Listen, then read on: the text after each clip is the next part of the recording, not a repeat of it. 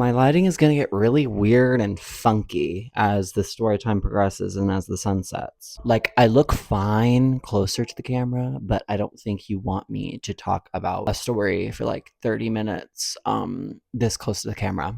Unless you do. Hi everybody, it's Keegan. Welcome back to the channel, or welcome to here. Hi, have an amazing day. So, I have another story time for you, and oh boy. I tried recording another story time for like a different topic, and it just wasn't coming out. The juices weren't flowing. The brain was just not working. I was just like, you know what? I can't do this. So, I was sitting in my window like a sad little girl thinking, what story can I talk about? And oh fuck. I've found it. This story is going to piss me off, so let's get into it. I'm going to be talking single-handedly about the worst flight that I have ever flown in the history of my life. This flight literally made me hate flying. So for background, I love traveling. I love it. It's fine. It's not everyone's cup of tea, but it is certainly mine. It is my cup of tea. I have booked flights to LA just because I went through a breakup and I was like, you know what? I want to go to Disneyland. So I booked a flight, bitch. I went to LA. And you know what? There we go. So I like traveling. I've been on day trips where I just fly to like mostly California for like a day. I remember I went to an Ethel Cain concert. Shout out Ethel Cain. I fucking love you. And I literally was there for like 2 days. Like one day, one night. And naturally, of course, if you travel a lot, you are bound to have just that one flight that pisses you off. I am going to be naming brands in this video, so Spirit Airlines, I am so fucking sorry, but I am going to be talking about you. This is nothing on the company itself. I don't care. I find Spirit fine. But the employees this particular day were just snorting something. And it gets a little dicey. So buckle up, strap in, let's prepare for takeoff, grab a chip, grab a snack, grab a fucking drink, do anything you need. Let's get into it. So, for context, I was going to Not Scary Farm for this trip. I usually do it every single year. It is my favorite trip to ever have. I haven't done it in a while, and I really miss it. But basically, every single year, I go to this giant haunted house in LA, and I love it so much. It's one of the best events I've ever been to. But I do have to fly because I live in Washington. So naturally, yeah, I'm gonna have to fly. So I decided to fly Spirit Airlines. For this trip because it's cheap. It's very cheap. It's very affordable. I love Southwest, but honey, I could not do the prices at the time. So with this being said, I flew Spirit. And usually I have something called a Spirit curse because every single time I fly Spirit, it's just awful. Nothing on the airline itself. They're fine. It's just the employees just make it fucking miserable. And also every single time I fly Spirit, oh my god, it gets delayed. Every single time, without fail. Every single time I've flown Spirit, it gets delayed by like 2 hours max. So, I am walking into the airport. You know, I have my luggage. I'm cruising. And, you know, I'm not late for my flight. I'm fine. I didn't think I was going to be late for my flight because you know what happened? God decided to test me. God decided just to test me on this particular day. It was around 9 o'clock in the morning, and I don't wake up that early. I wake up at 10 o'clock. So waking up at like 7 just to go to the airport to be there at 9 o'clock is a little insane to me. I was cranky as fuck. Also because I'm going to give you a perspective on my Knott's Berry Farm trips. Now, usually I like not staying there for a while because hotels are expensive. So, especially because I don't like staying in bad hotels. Like, I also like staying in this hotel down the street from Knott's. It's very nice, very beautiful. But it is expensive. So I don't like to be in LA for that long. And so basically that day, I board, I get on, I fly in from California, eat lunch when I've landed, and then I go to the event, stay there until I think it's 2 o'clock in the morning when they close. And then I go to bed, wake up the next day, get on a flight. It is one of the most exhausting trips I think I could ever do. But I love it. It's amazing every single time. And so this was one of those cases. So I am like, I'm not going to be late for my flight. I'm fine. Now, I thought that. And then as I'm like checking in, you know, getting my stuff, you know, putting my carry-on, like, you know, whatever. As I was checking in, Spirit decides to go, yeah, you need to pay for your carry-on. Paying for a carry-on is the stupidest thing I think, ever. Because why? Why am I paying for it? I have it in my hand. If I'm paying for luggage, that's fine. Like, whatever. But, like, a carry-on that maybe has, like, a dildo and, like, you know, skincare and, like, gay shit. Like, literally in this carry-on, I'm not kidding, there were clothes for the day, clothes for the next day, my toiletries, and a change of underwear. That was literally it. There was nothing in this carry-on other than that shit. I did. Okay, that's a lie. I did bring my Switch. Sorry, forgot that. And they go, you need to check in your bag. And I'm like, huh? And I'm like, yeah. And they go, yeah, you need to pay for it. How much? $35.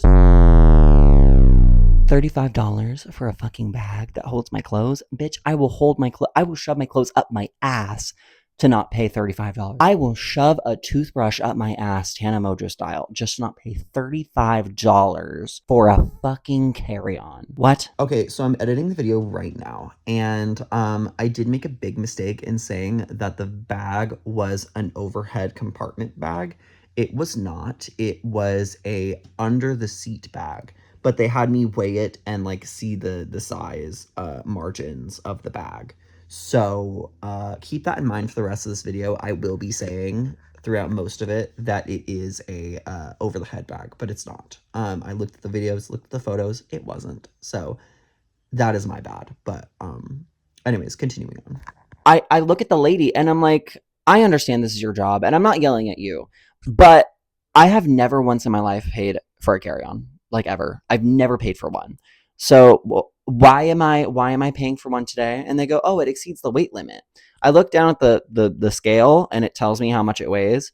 And I'm like, it doesn't weigh that much. And she's like, yeah, but it just weighs a little too much. And I'm like, by how much? And she's like, a pound. And I'm just like looking at her and I'm like, what? And she's like, yeah, so we need to pay $35 for this. And I'm like, no, I don't. And so I go, can I please talk to your manager? I felt like a Karen in this moment.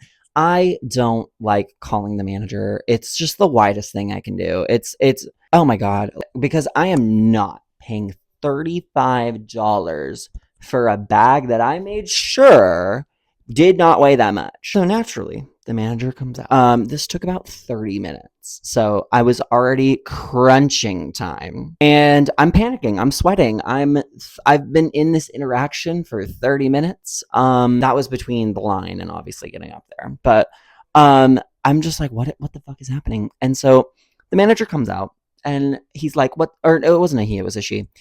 She goes, what is the situation? And I go, I am so sorry to bug you. I imagine you're very busy, but I am not paying $35 for a bag. And she looks at me and goes, huh? And I go, yeah.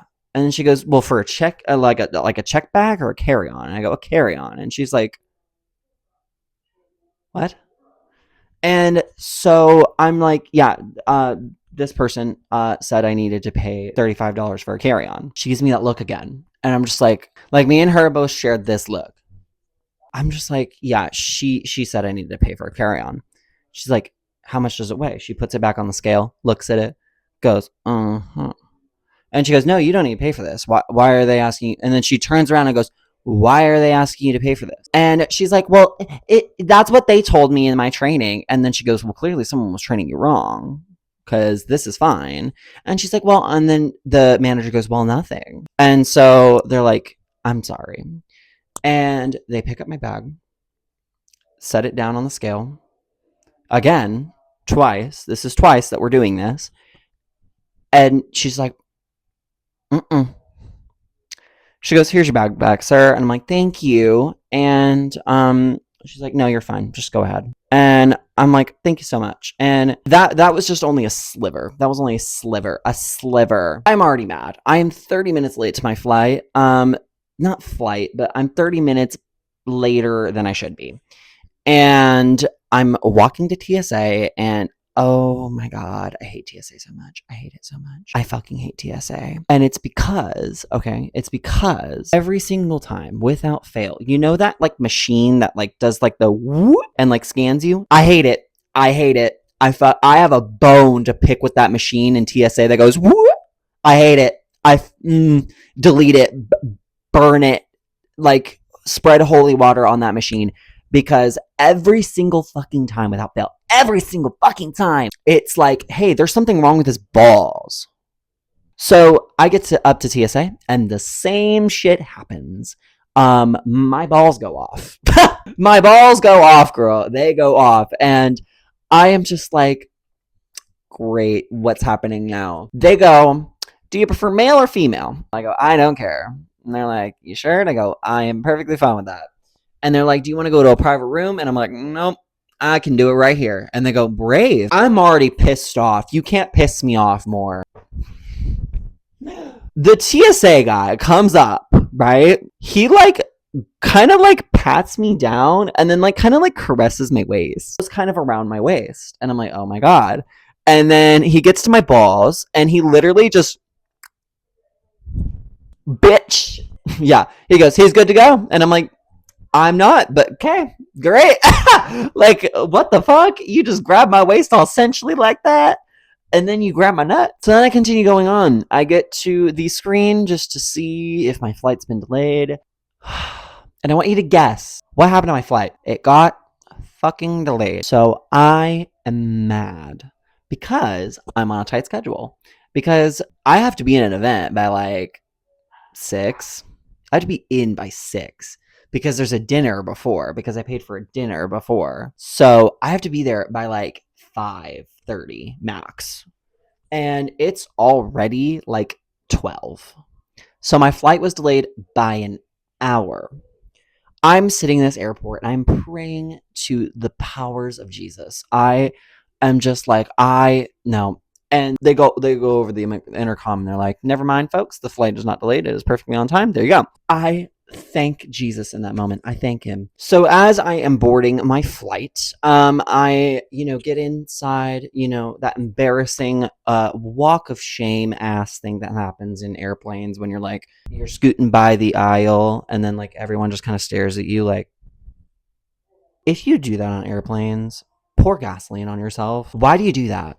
Why do you need to look at every single person that comes in the airplane? Like why? And why do you have to like death stare at me? So I sit in my seat. I get an entire aisle to myself. I'm like, thank you. And then the flight attendant comes up. So I'm gonna preface this again. It wasn't a overhead bag. It was an under the chair bag, but the flight attendant still took it out and started like kind of like, I don't know, testing how heavy it was. And then she was like, you need to check it in. And so, yeah, I've already prefaced this, but I'm going to preface it again. It was not an overhead. It was an underhead bag. So she pulls out my suitcase from the overhead and she's like, yeah, the suitcase is a little heavy. And I'm like, I just went through this. Please don't make me check it in. And she's like, no, it's fine. Never mind. And she puts it back up. And I'm like, what the fuck is happening with my fucking bag? It's fine. It's literally, I'm going to describe it again because it fucking pisses me off. This is what was in my bag. Jeans, a shirt, glasses, a hat, and something else. Shoes. It was shoes. It was fine though. I went through TSA and it was fine. It was literally fine. So I don't know what the fuck the issue was with my goddamn bag, but they were all just touching it. Why do you want my fucking bag so much? I'm not fucking DB Cooper and I'm gonna be like, I have a bomb on me. Like, bitch, oh my God, fuck. Leave my fucking bag alone. It's fine. I went through 3 different things of security just to make sure that the bag was fine. It's fine. It's fine. It's fine. We fly off. We go up into the atmosphere and, we're just vibing. And then I have to land in Vegas because it is a connecting flight. I hate connecting flights so much. Oh my God. Like, why? Why can't I just go from A to B? Why do I have to stop? Why? Like, if you're gonna make a connecting flight, my God, I fucking hate you. I really do. It's just such a fucking hassle. You know what I mean? It's just such an annoyance. Like, why? Why can't just everyone go from A to B? Another thing about airplanes and like flights and stuff like that, why do we have to have kids? Why can't we have like an 18 plus airplane, right? Like, oh my God. Like, there was this little kid and he was just screaming. And he was right behind me, by the way. He was just screaming, just like everything. And I'm just like, my God, what the fuck? And he also was kicking my seat. He was literally kicking my seat. And I'm just like, I turn around. Madam, can you stop your kid? And then she's like, sorry, he doesn't like flights. And I'm like, I don't either, but I'm not kicking seats. So I'm just like, can you please calm him down or move him? Because no one else is in the aisle next to me. I don't care if he kicks a seat. I just don't want him to be mine. So can you please like move chairs? Like you sit behind me and he sits behind the chair next to me or something. And she's like, I don't want to get up. And I don't want to have back pain at the age of fucking 18. Can you please move your kid from behind me? And she's just like, you're scoffing at me? Your kid is kicking my seat like a goddamn rhinoceros in the Palace of Versailles. What is happening, girl? I'm just asking you to switch seats with your son so he's not kicking my back. You scoff? I was being so nice about it too. I was being the nicest I physically fucking could. I did it with a smile on my face. Do I look like a bitch when I smile? Don't answer that. Don't answer that. So I'm just like, okay. So I get up. I move from the window seat to the middle seat. There's no one sitting next to me. Whatever. This bitch fucking kicks my seat again. Oh my fucking god. I just moved. He literally watched me get up and then fucking started kicking from the side. Are you fucking me? What the fuck are we doing? Like, oh my god. Like, just open the window and shove me out of it. Like, why are we kicking my fucking seat? Why is it so I boom, the flight attendant comes. Is there a problem, sir? Quite frankly, there is. This child has been kicking my fucking seat for 15 minutes. 15 minutes. This isn't even the worst thing in the fucking story, by the way. Oh my god, I'm getting so mad. And she's just like, ma'am, can you get your child to stop kicking his seat? And she goes, I can't help it. My son's autistic. As someone on the autism spectrum, there are ways to calm your child down if they are having an episode. I totally understand if the child was having an episode. That is perfectly fine. However, you as a parent should be able to control your child from kicking my seat not once but twice. And then I just like I look at the flight attendant and I go, "Can I please move seats?" She's like, "Yeah, that's okay." And I go, I really don't want to cause this woman any distress, so I'm just gonna move seats." And she puts me in an aisle seat, whatever. I fucking hate aisle seats, but I'm going to take it. It's better than having a child literally kicking and screaming at the back of my chair. So then we land and we are in Las Vegas. I hate this airport. It smells like cigarettes. It smells like alcohol. It smells like regret. It smells like shit. It smells like that one hookup you had in the hotel in the back of a Motel 6. It smells like shit. I hate that airport so much. And also, it's hot as fuck. Every time I go in that airport, it is hotter than a witch's coochie. It's hot. I go, thank God the gate is close. I never had to see that child again. Thank you, Jesus. However, I had a significant downtime from my flight to now. I had about an hour to kill. So naturally, I'm hungry. I want to eat. I want to have food. So I call my grandma and I'm like, hey, can you send me some food? She goes, yeah. I get sent some food, money for food, money. Fuck, money for food. And we start it. We go. I go get myself some Annie Ann's or some shit. I think there was an Annie Ann's in that store or in that airport. I don't remember, but I got something.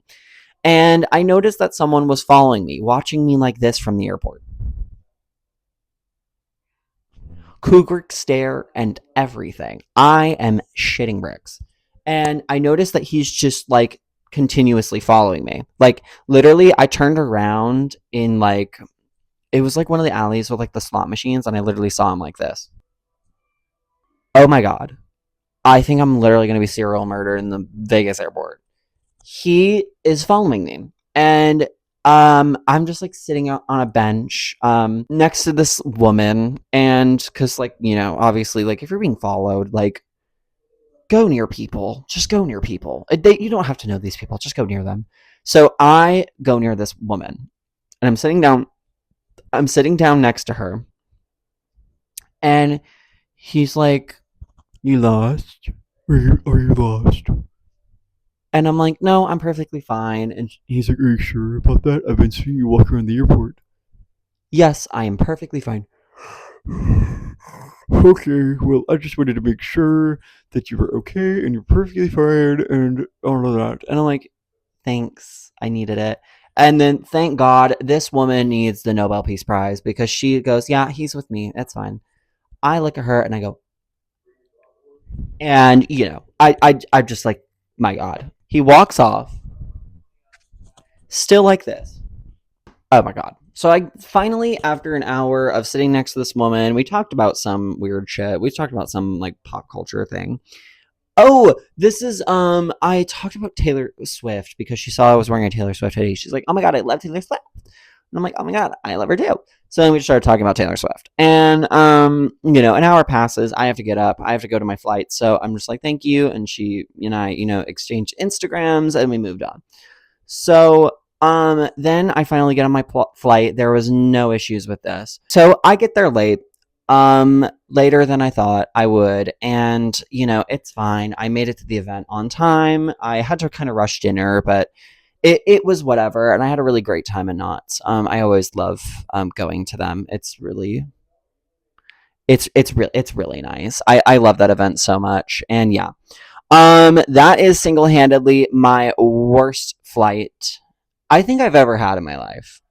That flight sucked. That whole situation sucked. It just sucked. And you know what? The event made up for it. It was great. I don't think I'll ever fly Spirit Airlines ever again. I am so sorry, Spirit. I love you, but you guys just pissed me off a little bit too much with this thing and just that bag situation. So yeah, that is my worst airplane experience. If you did enjoy it, please leave a like and also consider subscribing. I post every single week. Go follow me down on my socials. I post a lot there too. So if you just want to, connect and have some fun, they're all down there in the description below. Also, let me know your own airport or airplane experiences. A few people gave me story times of their own in the last video, and I really enjoyed reading through those. But yeah, thank you all for the amazing support, by the way, on the last story time. It truly means the literal world to me that you guys enjoy my content. So thank you, and I'll see you guys next time. Good damn bye.